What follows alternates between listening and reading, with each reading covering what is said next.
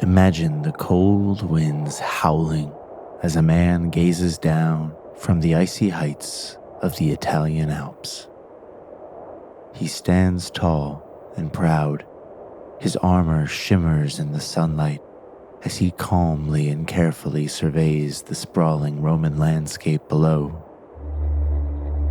Behind him stands an army of warriors, many of them mercenaries, a ragtag group of men who had followed him on this epic journey. They are united in their cause, determined to conquer Rome and claim their place in history. But the road ahead is treacherous. Rome and its legions are waiting, their armies poised and ready for battle. The harsh winter weather has taken a toll on the soldiers. The treacherous mountain passes threaten to derail their plans at every turn. But this man will not be deterred. He is a brilliant military strategist, and he knows how to outmaneuver his enemies. Besides, he has a secret weapon up his sleeve: an entire fleet of war elephants. African war elephants. Their tusks sharpened to lethal points, their armor glimmering in the bright mountain sunlight.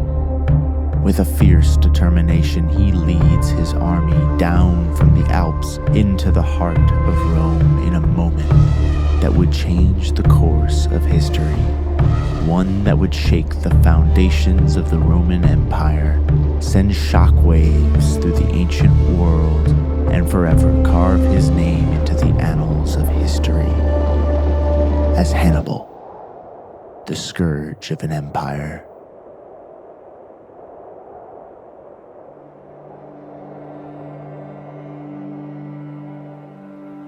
The year is 228 BC. Europe is a continent in turmoil. The Roman Republic is expanding its territory, annexing new lands and subjugating their people. Many smaller states and tribes are caught in the middle, forced to choose between alliance with Rome or resistance. It is a time of great unrest and uncertainty as powerful forces jostle for control and influence. In the east, the Greek city-states are still reeling from the conquests of Alexander the Great. Many of them have been absorbed into the sprawling Hellenistic empires that followed in Alexander's wake, and are now struggling to maintain their autonomy and cultural identity. In the west, the Celtic tribes are facing their own challenges. They are a diverse and fractious people, divided by language, culture, and geography. Some are allied with Rome, while others resist Roman expansion. The tribes that live along the Mediterranean coast have been heavily influenced by the Greek and Phoenician civilizations, and have developed their own sophisticated cultures and societies. In the north, the barbarian tribes are a constant threat to Rome. These are the wild and fearsome people who live beyond the reaches of civilization, in the cold and unforgiving lands of Europe. They are known for their fierce warriors and their raiders, who plunder and pillage the settled lands of the south. But our story begins on the coast of modern-day Tunisia in North Africa, in a bustling and vibrant city called Carthage. It is a hub of trade and commerce, a melting pot of cultures and influences. The city is filled with the sounds of merchants hawking their wares, artisans working in their workshops, and the bustle of everyday life. The city is dominated by the towering citadel, which stands on a hill overlooking the harbor. The citadel is home to the ruling council of Carthage, a group of nobles and elected officials who govern the city-state. The council is a powerful and influential force in the Mediterranean world, and its decisions shape the course of Carthage's history. At the time of Hannibal's birth, Carthage is a republic, governed by a council of nobles and elected officials. It is a wealthy and sophisticated city with a thriving economy based on trade and commerce. The city is known for its skilled artisans, merchants, and seafarers who ply their trades across the Mediterranean and beyond. Carthage is also a military power, with a well-trained and well-equipped army. It has a long tradition of naval warfare, and its fleet is a formidable force on the high seas. The city has a network of alliances with other states and tribes, and it uses these connections to further its own interests and protect its borders. And it is here in Carthage, in the year of 228 BC, that Hannibal is born.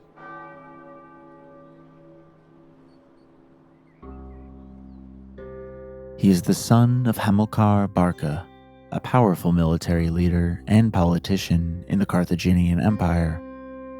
From a young age, Hannibal is exposed to the harsh realities of war and politics, as his father is constantly involved in conflicts with the Roman Republic and other rival powers. Despite this tumultuous upbringing, Hannibal is a bright and ambitious child. He is a quick learner, excelling in his studies of military tactics, geography, and history. His father sees great potential in him and begins to groom him for leadership from a young age, teaching him the art of warfare and strategy. As Hannibal grows older, he accompanies his father on many military campaigns, serving as a trusted advisor and officer. He is a skilled warrior and strategist, and his bravery and cunning on the battlefield earn him the respect of his troops and the fear of his enemies. He fights in numerous battles and campaigns, gaining valuable experience and honing his skills. But Hannibal's idyllic childhood is shattered when his father dies in battle, leaving him as the head of the Barca family and the leader of the Carthaginian army.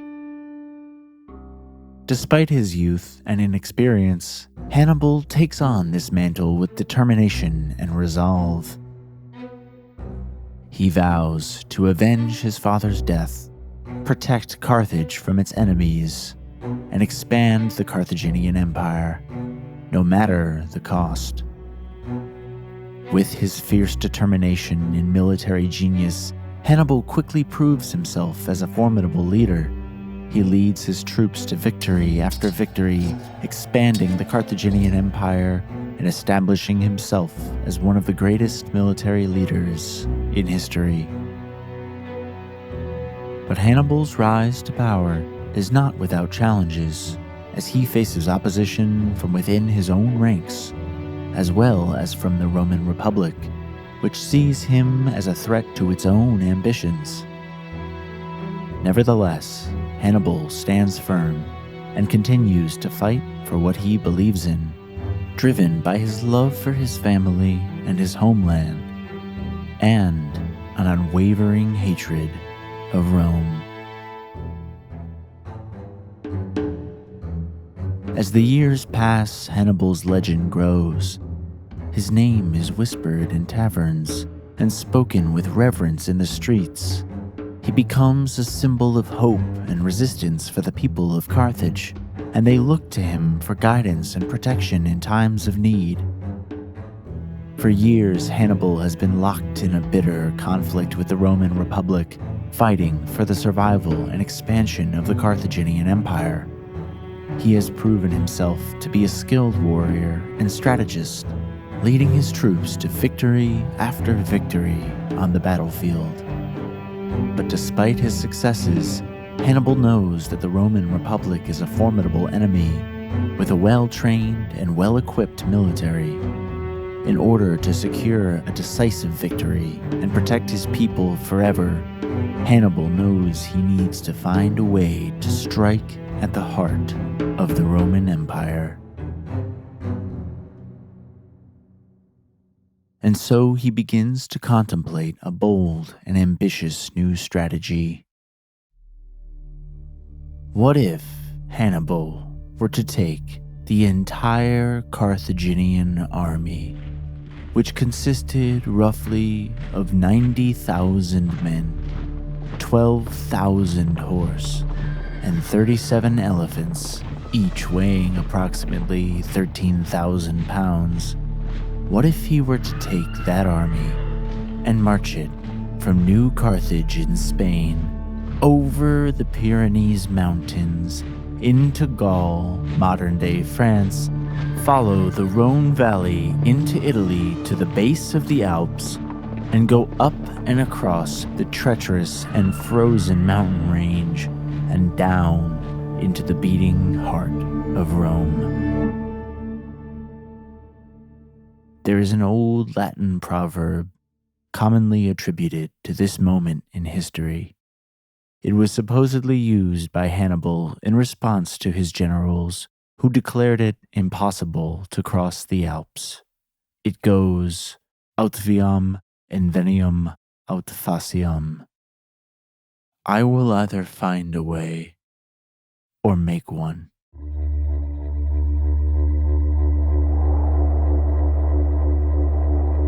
Hannibal knows that the journey across the peaks and passes of the Alps will be difficult, but he is determined to lead his army to victory against the Romans.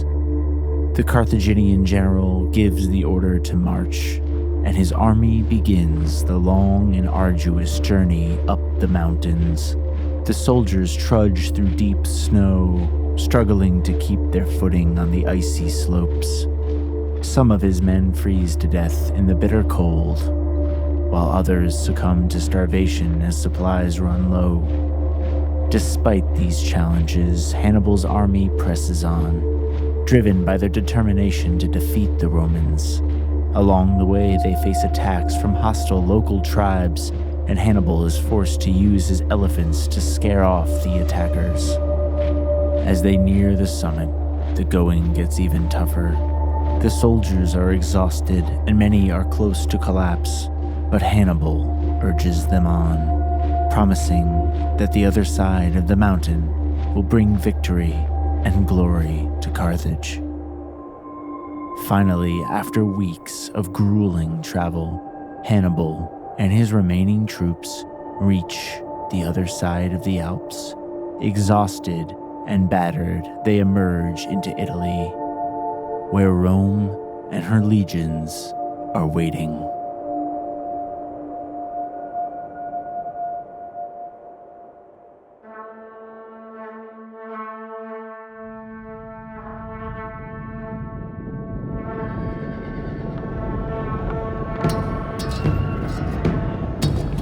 The two sides clash on the banks of the Trebia River in the Po Valley of northern Italy. Hannibal's army is smaller than the Romans, but he has one advantage. He's been training his soldiers to fight in the cold and wet conditions of the Alps, while the Romans are used to fighting in the warm sunlight of Rome.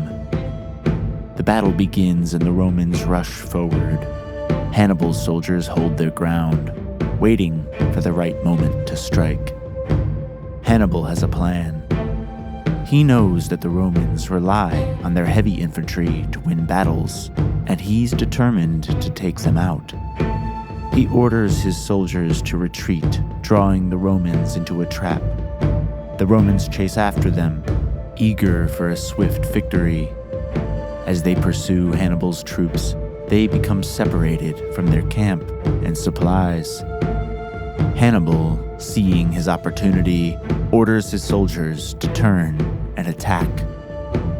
The Romans are caught off guard and are unable to fight back effectively. Hannibal's soldiers, trained and hardened in the Alps, overpower them. The Romans suffer heavy losses and are forced to retreat. Hannibal has won a decisive victory in the first battle of his campaign in Italy. The Romans are stunned by their defeat. They regroup and begin preparing for the next battle, determined to stop Hannibal's advance. Hannibal, on the other hand, is emboldened by his victory. He has proven that he is a formidable opponent. He has struck fear into the hearts of the Romans. The stage is now set for the next showdown between Hannibal and Rome.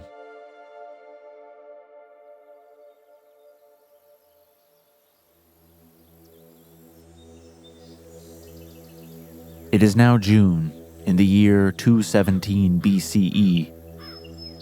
It has been 6 months since Hannibal's victory at the Battle of Trebia, and the Romans and Carthaginians are preparing for the second major battle of Hannibal's campaign in Italy. The Romans, determined to stop Hannibal's advance, have mustered a large army and set out to meet him in battle. The two sides face off on the shores of Lake Trasimena, a large body of water in central Italy. Hannibal has a plan. He knows that the Romans are expecting a straightforward battle, one in which the superior size of the Roman army would ensure its victory. But Hannibal is determined to catch them off guard. He orders his troops to crouch hidden in the woods and tall grasses surrounding the lake and wait for the Romans to pass. As the Romans march past, Hannibal's soldiers ambush them from behind. The Romans are taken completely by surprise and are unable to fight back effectively. The Roman army is in a state of chaos. They try to form a defensive line, but it's too late. Hannibal's soldiers are upon them, attacking from all sides. The Romans suffer heavy losses again and are forced to retreat. Hannibal has won yet another decisive victory, further cementing his reputation as a formidable military commander. Which brings us to what is possibly the most famous battle in all of Hannibal's many engagements with Rome, and among the most notorious in all of military history: the Battle of Cannae.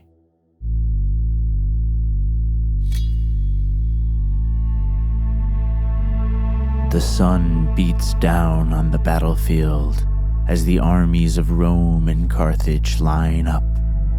The Roman army, led by Lucius Aemilius Paulus and Gaius Terentius Varro, outnumbers Hannibal by almost 2-1.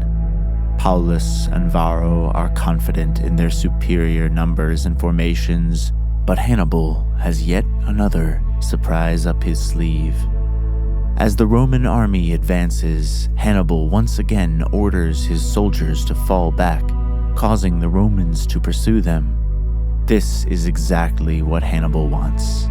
He is leading the Romans into another of his traps. As the Roman army continues to pursue the seemingly retreating Carthaginians, they are led into a narrow valley. The Carthaginian army is waiting for them on the other side.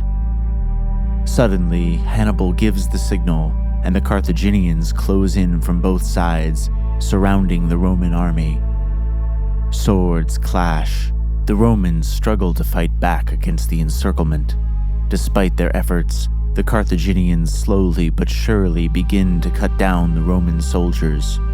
Paulus and Varro realize that their only hope is to break through the Carthaginian lines and escape, but it's too late. The Romans are surrounded on all sides and are eventually slaughtered.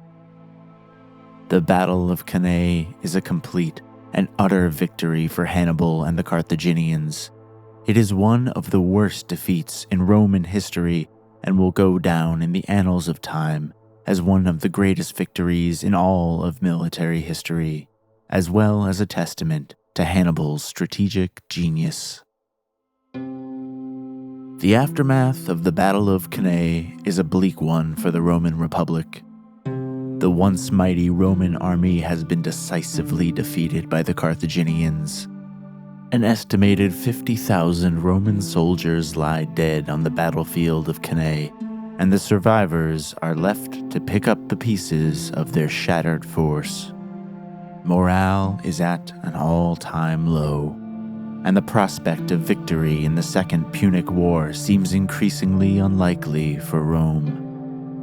Despite this, the Romans refuse to give up. After all, this is Rome, and they are determined to find a way to defeat the Carthaginians and emerge victorious from the war. In order to do this, they must come up with a new strategy that can counteract Hannibal's shrewd military genius. The Romans decide to shift their focus from direct confrontations with Hannibal's army to a more guerrilla-style approach. They begin attacking the Carthaginian supply lines and taking control of key strategic locations, such as ports and cities, in order to cut off the flow of resources to the enemy. They also devote their efforts to rebuilding their army and improving their tactics. This new strategy begins to bear fruit for the Romans.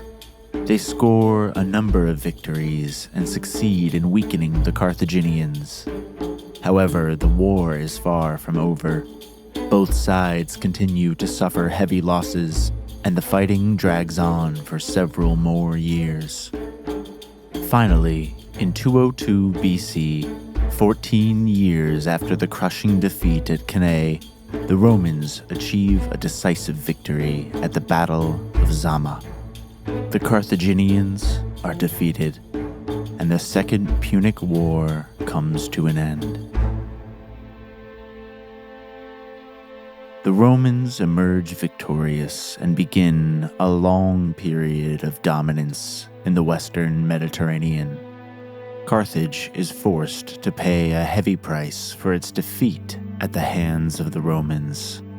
The Roman Republic imposes a series of severe peace terms on the city, including the payment of massive reparations and the surrender of its naval fleet. As part of the peace settlement, the Romans also require Carthage to dismantle its fortifications and reduce its military capabilities. This is a major blow to the city, which had relied on its military power to defend itself against its rivals. After the war, Hannibal is forced to flee Carthage and seek refuge in other lands. He spends the next several years traveling across the Mediterranean, seeking support for a potential Carthaginian rebellion against Roman rule. He visits a number of different countries, including Syria, Armenia, and the Seleucid Empire, hoping to gather allies and resources for his cause. However, Hannibal's efforts are in vain. He is unable to rally sufficient support, and the Carthaginians are unwilling to rebel against their Roman conquerors.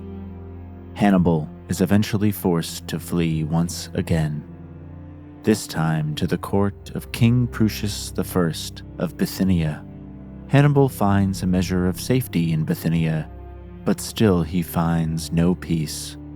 He is constantly looking over his shoulder, worried that the Romans will come for him. His fears are well-founded, as the Romans are determined to bring him to justice for his role in the Second Punic War. Despite his efforts to evade them, the Romans eventually catch up to Hannibal. In 183 BC, they demand that King Prusius hand him over. Hannibal knows that he will not receive a fair trial and that his fate is sealed. Hannibal Barca, at the age of 65, sits in his cell in the city of Bithynia in modern-day Turkey, his mind racing as he contemplates his impending death. He has been a prisoner of the Romans for the past 5 years, ever since the end of the Second Punic War. Despite the years of confinement, Hannibal remains unbroken, his spirit undimmed by the hardships he has faced.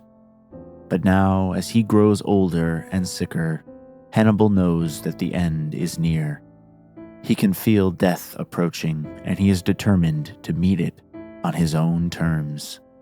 And so he makes the decision to take his own life.